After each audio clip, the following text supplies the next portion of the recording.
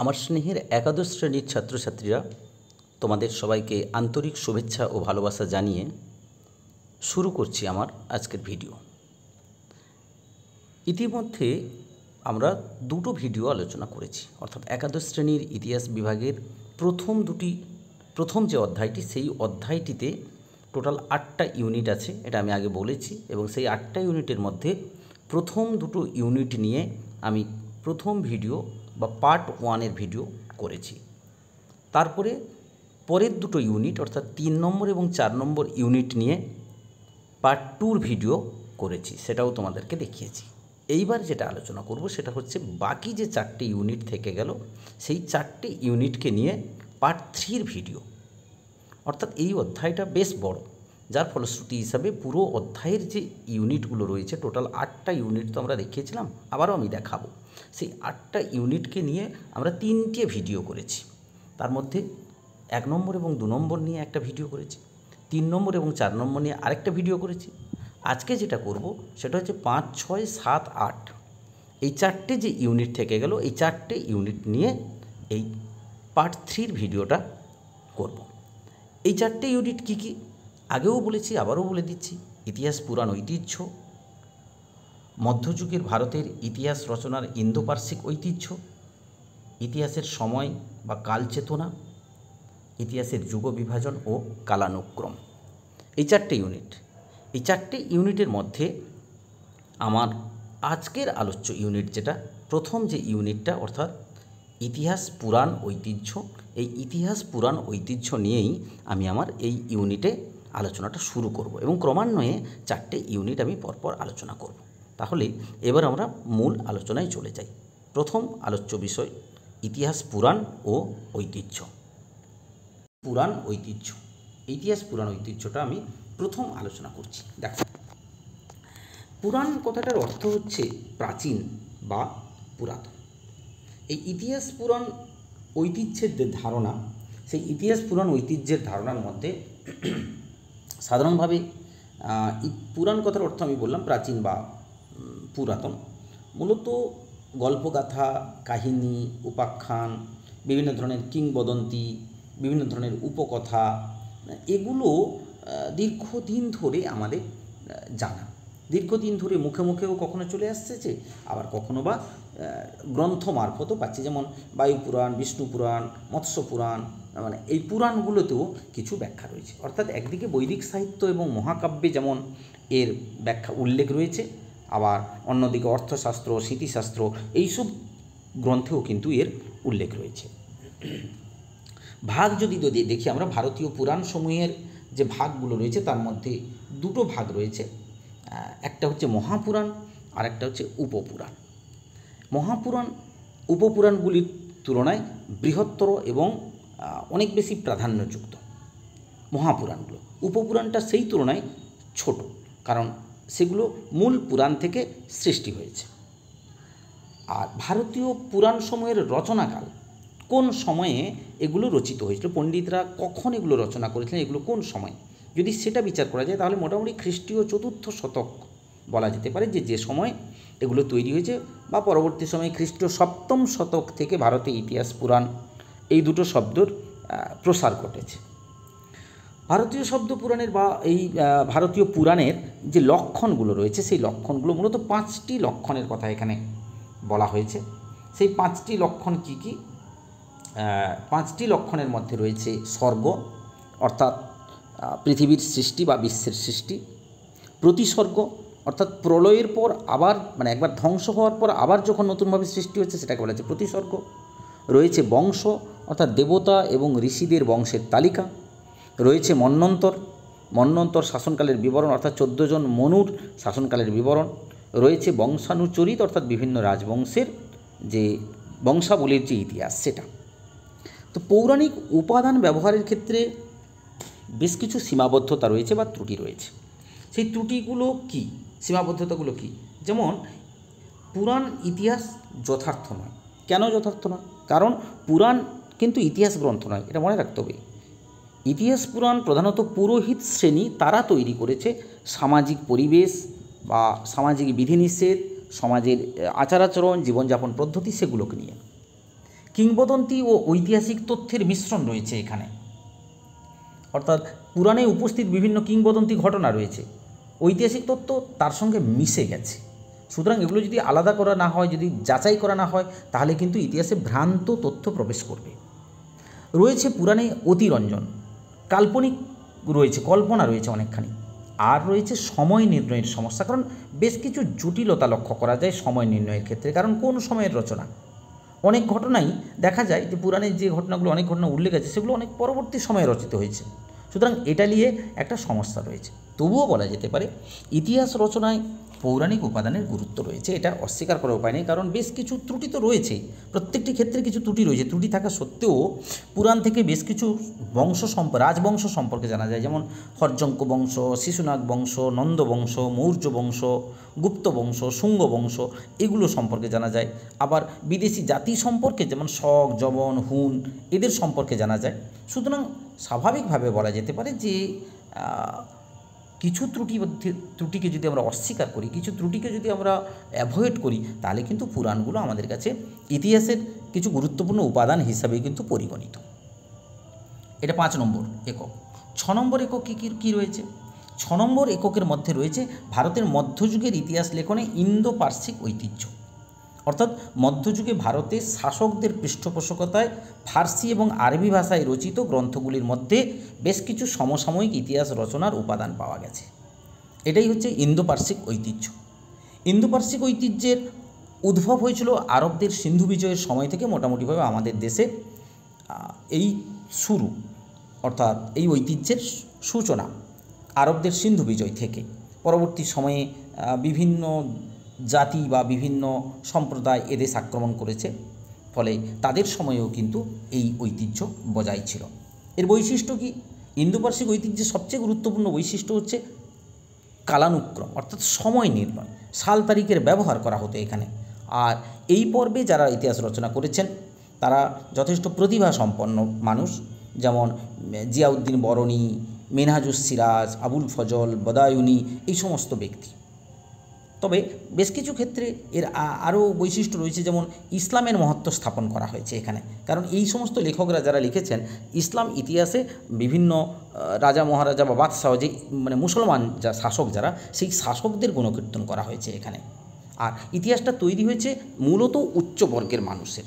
নিম্নবর্গের যারা মানুষ, যারা সমাজের অপাংতেয় দরিদ্র মানুষ, তাদের কথা কিন্তু এখানে খুব একটা আলোচনা হয়নি। এটা হচ্ছে এই ইতিহাসের বৈশিষ্ট্য আমরা বলব। এইবারে আমরা যেটা বলবো যে ইন্দো পার্সিক ইতিহাস চর্চার ধারা। মূলত ইন্দো পার্সিক ইতিহাস চর্চায় বেশ খুব যে বিরাট কিছু একটা পরিবর্তন হয়েছিল তা হয়তো বলা যাবে না, কারণ এখানে নানান ধরনের নানানভাবে ইতিহাস চর্চা বিকশিত হয়েছে।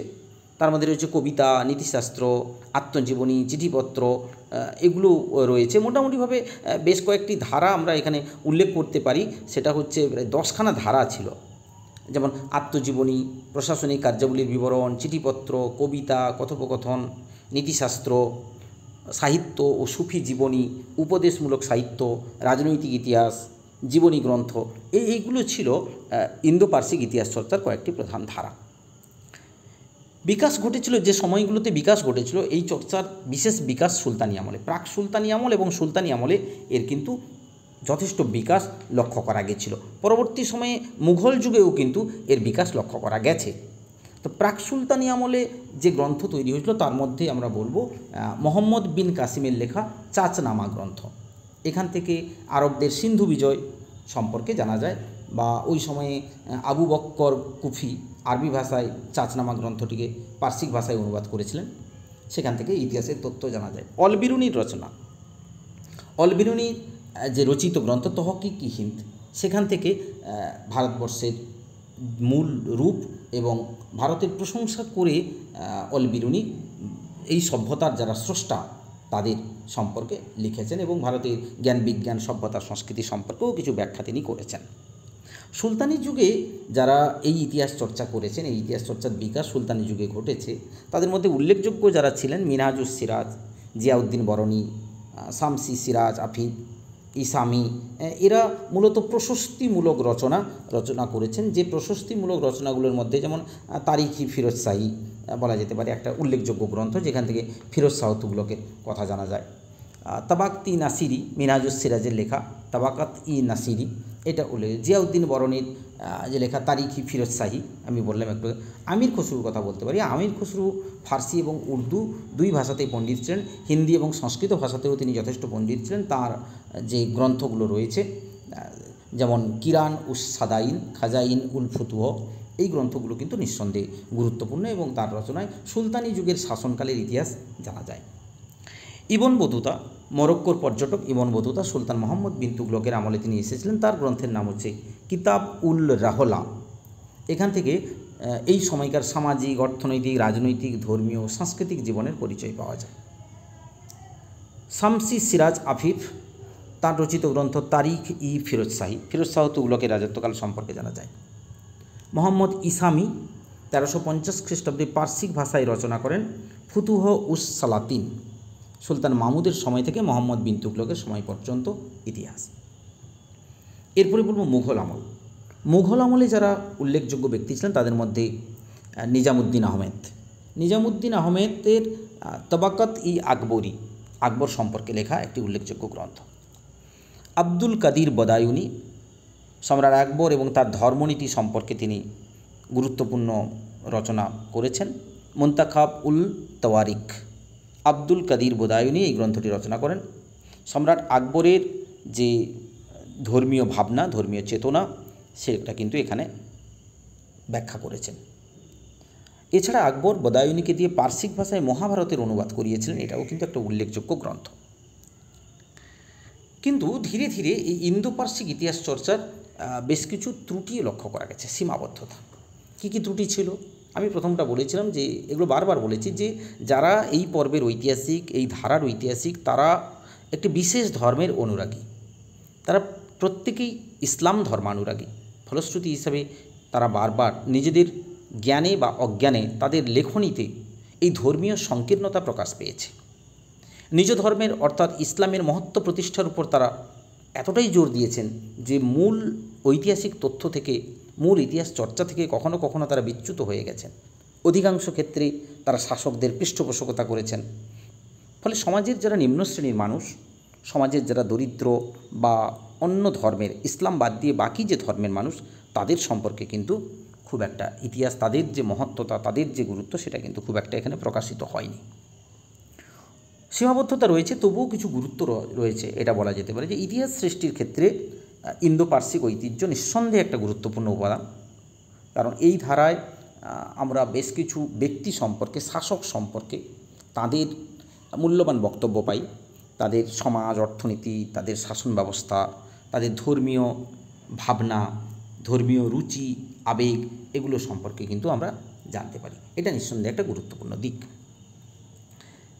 7 নম্বর পার্ট আলোচনা করব। 6 নম্বর পার্ট আলোচনা করলাম। 7 নম্বর পার্টে যেটা রয়েছে, 7 নম্বর পার্টে রয়েছে ইতিহাসের কাল সম্পর্কিত ধারণা। এই কাল সম্পর্কিত ধারণার মধ্যে দুটো ধারণা রয়েছে। একটা হচ্ছে রৈখিক ধারণা বা কালানুক্রমিক ধারণা, সময়ানুক্রমিক ধারণা, একদিকে এগিয়ে যাওয়া সমান্তরাল ধারণা। আরেকটা রয়েছে চক্রাকার ধারণা। এই সমান্তরাল ধারণা আর চক্রাকার ধারণা, এই দুটো ধারণা মোটামুটিভাবে আমরা একটু আলোচনা করে নিই। রৈখিক ধারণাটা কি? প্রথম কথা হচ্ছে পাশ্চাত্য বা খ্রিস্টান আমলে বিদেশি ঐতিহাসিকেরা ঐতিহাসিক ঘটনাগুলিকে ধনুকের ছিলা থেকে মুক্ত তীরের মতোই ব্যাখ্যা করেছেন। অর্থাৎ অতীত, বর্তমান, ভবিষ্যৎ ও যুগের সূচনা, রৈখিক কালচেতনা আর যুগের যবনিকা অর্থাৎ শেষ। অর্থাৎ অতীত থেকে বর্তমানের মধ্যে অবিচ্ছিন্নভাবে ভবিষ্যতের দিকে আনুভূমিক পথে এগিয়ে চলাই হচ্ছে রৈখিক কালচেতনা। অর্থাৎ এটা একমাত্রিক তীরবৎ ধারণা। এই মতের যারা সমর্থক তারা বলছেন কি, যে কালের গতি সম্মুখবর্তী হয় আর এই সময়রেখা প্রাচীনকাল থেকে শুরু করে বর্তমান থেকে ভবিষ্যতের দিকে ক্রমশ প্রবাহমান। এই পর্বের একটা যেমন সূচনা রয়েছে, ঠিক তেমনি এর একটা সমাপ্তিও রয়েছে। অর্থাৎ একদিন না একদিন সময়ের গতি সমাপ্ত হবে, কিন্তু কখনোই পুনরাবৃত্তি হবে না। এটা হচ্ছে রৈখিক কালচেতনার বৈশিষ্ট্য। দ্বিতীয় ক্ষেত্রে যারা চক্রাকার বা বৃত্তাকার কালচেতনার কথা বলছেন। তারা কি বলছেন? তারা ধ্রুপদী সভ্যতার উপর নির্ভর করছেন। অর্থাৎ এখানে বলা হচ্ছে ভারতীয় পুরাণকে ধরা হয়েছে। ভারতীয় পুরাণ অনুসারে সত্যযুগ, ত্রেতাযুগ, দাপর যুগ, কলিযুগ, এই যে কাল্পনিক যে যুগ তা অনন্তকাল ধরে চলে আসছে। অর্থাৎ এইটাই হচ্ছে সাইকেলিং, মানে চক্রবৎ ঘুরছে, চক্রের মতো। সত্য, ত্রেতা, দাপর, কলি, আবার সত্য, ত্রেতা, দাপর, কলি। অর্থাৎ আলো থেকে অন্ধকারের দিকে, সৃষ্টি থেকে বা বিনাশের দিকে মানব সভ্যতা। ভারতীয় পুরাণে সত্যযুগ হচ্ছে সবচেয়ে উল্লেখযোগ্য যুগ, তারপরে সবচেয়ে নিকৃষ্ট হচ্ছে কলিযুগ। এই যে সত্যযুগ থেকে কলিযুগে যে উত্তরণ, অর্থাৎ সর্বোৎকৃষ্ট, তারপরে একটু খারাপ, তারপরে একটু খারাপ, তারপরে একটু খারাপ, সবচেয়ে খারাপ, আবার নতুন করে সবচেয়ে ভালো, এই গোলাকার ধারণাটাকে মোটামুটি ঐতিহাসিকরা অর্থাৎ পৌরাণিক ধারণায় এটাকে বলা হচ্ছে। তবে চক্রাকার কাল চেতনায় কিছু বক্তব্য রয়েছে, যেমন ইবন খালদুন প্রখ্যাত একজন গবেষক, খ্যাতনামা মুসলিম পণ্ডিত, আরব পণ্ডিত। তিনি বলেছেন যে এই চক্রাকার যে তত্ত্ব, তার মধ্যে তিনটি বিষয়ের উপর তিনি গুরুত্ব আরোপ করেছেন।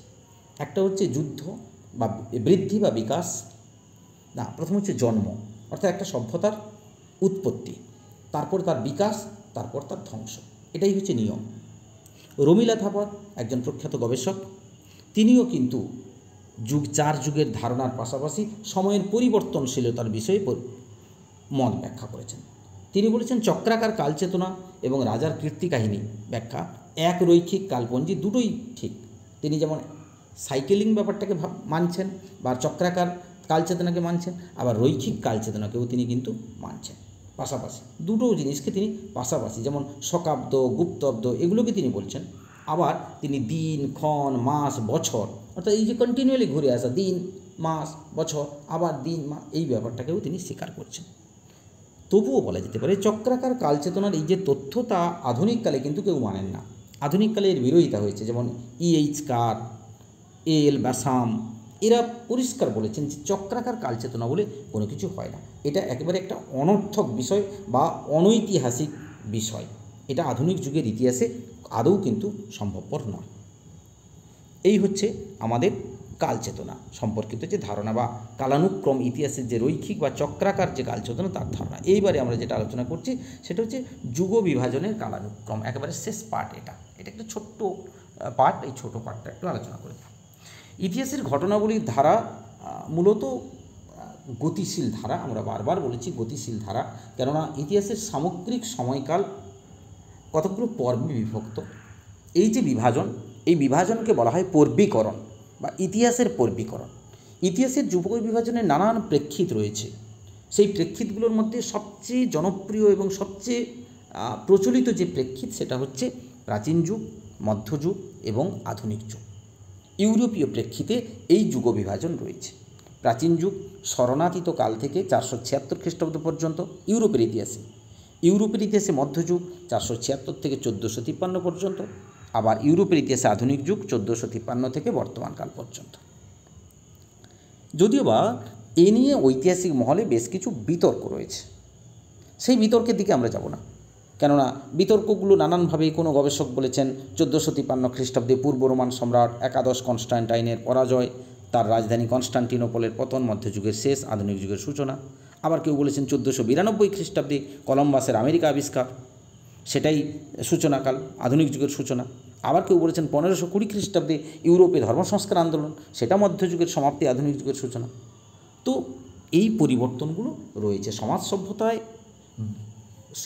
মানে এই যে কাল বিভাজন, সেটাকে আমাদেরকে একটা নির্দিষ্ট সীমারেখা মেনটেন করতে হয়। একেবারে চুলচেরা বিশ্লেষণ এখানে করা সম্ভবপর হয় না। মূলত বৃহৎ পরিবর্তনটা লক্ষ্য করেই যুগ বিভাজন করা হয়। একটা বড় একটা পরিবর্তন ঘটলো, সেই পরিবর্তনকে লক্ষ্য করে যুগের পরিবর্তনটা ধরা যায়। ইউরোপে আধুনিক যুগের যে বৈশিষ্ট্যগুলো রয়েছে সেগুলো হচ্ছে যেমন নবজাগরণ বা রেনেসাঁস, রয়েছে ভৌগোলিক আবিষ্কার, জাতীয় রাষ্ট্রের প্রতিষ্ঠা, যুক্তিবাদের বিকাশ, ব্যক্তি স্বাতন্ত্র্যের বিকাশ, পুঁজিবাদী অর্থনীতির বিকাশ। এগুলো আধুনিক যুগে ইউরোপের বৈশিষ্ট্য। অর্থাৎ ইউরোপে আধুনিক যুগের আগে এই বৈশিষ্ট্যগুলো ছিল না। যেটা মধ্যযুগ, সেটা হচ্ছে অন্ধকার যুগ, সেখানে এগুলো ছিল না। এই নতুন ভাবধারাগুলো যখন থেকে এসেছে, তখন থেকে সেটা আধুনিক যুগ বলে ধরা হয়েছে। এটা ইউরোপীয় প্রেক্ষিত গেল। কিন্তু ভারতীয় প্রেক্ষিতের মধ্যে কী রয়েছে? ভারতীয় প্রেক্ষিতের মধ্যে যে যুগবিভাজন রয়েছে তার মধ্যে একেবারে 19 শতকের গোড়ার দিকে জেমস মিল তার একটা বিখ্যাত গ্রন্থ the history of British India, এই গ্রন্থে ভারতীয় যুগকে, ভারতীয় ইতিহাসকে 3টি যুগে ভাগ করেছেন, যে 3টি যুগ হচ্ছে হিন্দু যুগ, মুসলিম যুগ আর ব্রিটিশ যুগ। এই 3টি ভাগে ভাগ করেছেন। অর্থাৎ তিনি ভারত ইতিহাসের কালপর্বকে যে 3টি ভাবে নামাঙ্কিত করলেন, সেই 3টি ভাগে নামাঙ্কিত করার যে যুক্তি বা যে ভাবনা, সেই ভাবনাটাকে কীভাবে তিনি ব্যাখ্যা করেছেন। তিনি বলেছেন যে একেবারে সুপ্রাচীন কাল থেকে 1206 খ্রিস্টাব্দ পর্যন্ত, অর্থাৎ সুলতানি যুগের ঠিক সূচনাকাল পর্যন্ত, সূচনার ঠিক আগের কাল পর্যন্ত এইটা হিন্দু যুগ। তারপর 1206 থেকে 1707 মানে ঔরঙ্গজেবের মৃত্যু, আর সুলতানি যুগের সূচনা থেকে ঔরঙ্গজেবের মৃত্যু, এই যুগটাকে তিনি বলছেন মুসলিম যুগ। আর তারপরে 1707 খ্রিস্টাব্দ অর্থাৎ ঔরঙ্গজেবের মৃত্যুর পরে এখানে ইংরেজদের আধিপত্য প্রতিষ্ঠিত হয়েছে, তাই এটাকে তিনি ব্রিটিশ যুগ বলে ব্যাখ্যা করেছেন। কিন্তু জেমস মিলের এই যে যুগ বিভাজন, এখানে বেশ কিছু ত্রুটি রয়েছে।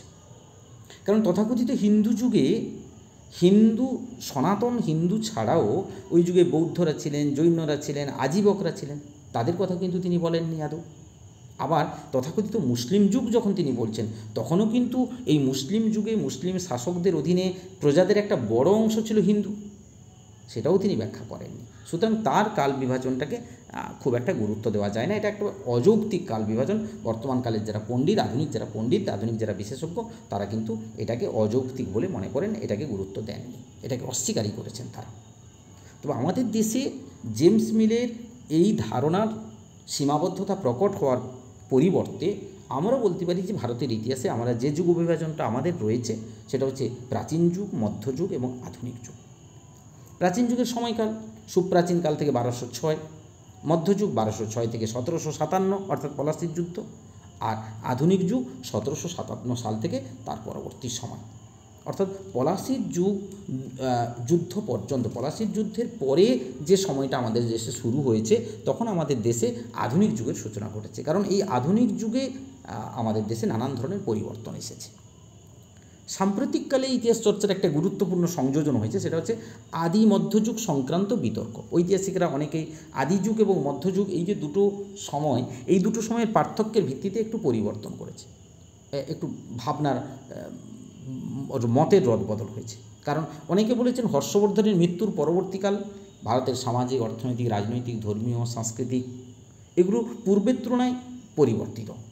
আবার রণবীর চক্রবর্তী তিনি তার গ্রন্থে বলেছেন যে সাম্প্রতিক ইতিহাস চর্চায় 600 খ্রিস্টাব্দ থেকে 1300 খ্রিস্টাব্দ পর্যন্ত আদি মধ্যযুগ, কারণ এটা মধ্যযুগের একটা প্রথম পার্ট। আবার 1300 খ্রিস্টাব্দের পরবর্তী সময়টা উত্তর মধ্যযুগ বা পরবর্তী মধ্যযুগ, আর প্রাক আধুনিক যুগ বলা যেতে পারে। কেন প্রাক আধুনিক যুগ? কারণ ওই সময়ে এমন কিছু পরিবর্তন হয়েছে যে পরিবর্তনটা হয়তো পুরোপুরি আধুনিক যুগ নয়, আবার আধুনিক যুগের একেবারে পুরোপুরি মধ্যযুগও নয়। এই কারণে এটাকে উত্তর আধুনিক যুগ বা প্রাক আধুনিক যুগ হিসাবে ব্যাখ্যা করা হয়েছে। তো পণ্ডিতরা এই ধারণাটাকে পোষণ করেছেন, বা উত্তর মধ্যযুগও বলা যেতে পারে এটাকে। কারণ দ্বিতীয় বিশ্বযুদ্ধকালে মানব বিশ্বে দ্রুত পরিবর্তন সাধিত হয়েছে 1961 খ্রিস্টাব্দে। 1961 খ্রিস্টাব্দে ইউরি গ্যাগারিন মহাকাশ ভ্রমণ করেছেন। 1969 Michael Collins, Edwin Aldrin, Neil Armstrong চাঁদে অবতরণ করেছেন। তাৎপর্যপূর্ণ পরিবর্তন ঘটেছে দ্বিতীয় বিশ্বযুদ্ধের পরে, মানব সভ্যতার একটা বিরাট পরিবর্তন এসেছে দ্বিতীয় বিশ্বযুদ্ধের পরবর্তী সময়ে। তাই এই সময়টাকে বলা হয়েছে আবার আলাদা একটা পার্টে ভাগ করা হয়েছে, এটা হচ্ছে উত্তর আধুনিক পর্ব। অর্থাৎ এটা আধুনিক যুগ, কিন্তু আধুনিক যুগের অত্যাধুনিক যুগ যদি কিছু হয়, আধুনিক যুগের ঠিক পরবর্তী সময়, অর্থাৎ এখানে যে পরিবর্তনগুলো এসেছে সেই পরিবর্তনগুলো আধুনিক যুগের যে নিয়ম মেনে একটা যুগকে আধুনিক যুগ বলা হয়েছে তার চাইতে অনেক বেশি পরিবর্তন, অনেক উল্লেখযোগ্য পরিবর্তন। সুতরাং বলা যেতে পারে ধর্ম বা শাসকের জাতি পরিচয়ের নিরিখে ইতিহাসের কালচর্চা যুক্তিসিদ্ধ নয়। ইতিহাস মানব সভ্যতার এগিয়ে যাওয়ার ঘটনা, পরিবর্তনশীলতার ঘটনা। তাই মানব সভ্যতার যে বৈশিষ্ট্যগুলো, মৌলিক বৈশিষ্ট্য যেগুলো, সেটা অর্থনীতি, সমাজ জীবন, সংস্কৃতি, এগুলো যখন যখন পরিবর্তিত হয়েছে, এগুলো যেভাবে রূপান্তরিত হয়েছে, সেই রূপান্তরের ভিত্তিতেই কিন্তু কাল বিভাজন হওয়া উচিত, এবং সেটাই হবে অধিক গুরুত্বপূর্ণ বা অধিক বাস্তবসম্মত। তাহলে এই পর্যন্ত 4টে ইউনিটকে নিয়ে আমরা আলোচনা করলাম এবং আমার এই পার্ট 3-র যে ভিডিওটা অর্থাৎ প্রথম অধ্যায়ের শেষ 4টে ইউনিটকে নিয়ে যে পার্ট 3-র ভিডিও, সেই ভিডিওটা এখানেই শেষ হলো। তাহলে পুরো অধ্যায়টা সম্পর্কে আমার কিন্তু আলোচনা হয়ে গেল। পুরো অধ্যায়, যেহেতু অধ্যায়টা বেশ বড়, সেই কারণে এই অধ্যায়টাকে নিয়ে আমি 3টে ভিডিও করলাম, পার্ট 1, পার্ট 2, পার্ট 3। আমার মূল উদ্দেশ্য ছিল, আমি আগেও বলেছিলাম যে আমার মূল উদ্দেশ্য হচ্ছে পুরো অধ্যায় সম্পর্কে তোমাদের একটা কনসেপ্ট তৈরি করে দেওয়া, তোমাদের মধ্যে একটা চেতনা তৈরি করে দেওয়া। সেই চেতনাটা মানে একটা ছোট্ট ধারণাটা তোমাদের মধ্যে তৈরি করে দেওয়ার উদ্দেশ্য ছিল। এবং আমি আশা করছি যদি 3টে ভিডিও অর্থাৎ পার্ট 1, পার্ট 2 এবং পার্ট 3 এই 3টে ভিডিও তোমরা ভালো করে দেখো, বারবার দেখো, তাহলে অবশ্যই তোমাদের প্রথম অধ্যায় সম্পর্কে ধারণাটা ক্লিয়ার হয়ে যাবে। যাক, তোমাদের সবাইকে আবার একবার শুভেচ্ছা এবং আন্তরিক ভালোবাসা জানাই এবং সবশেষে ধন্যবাদ জানিয়ে শেষ করছি।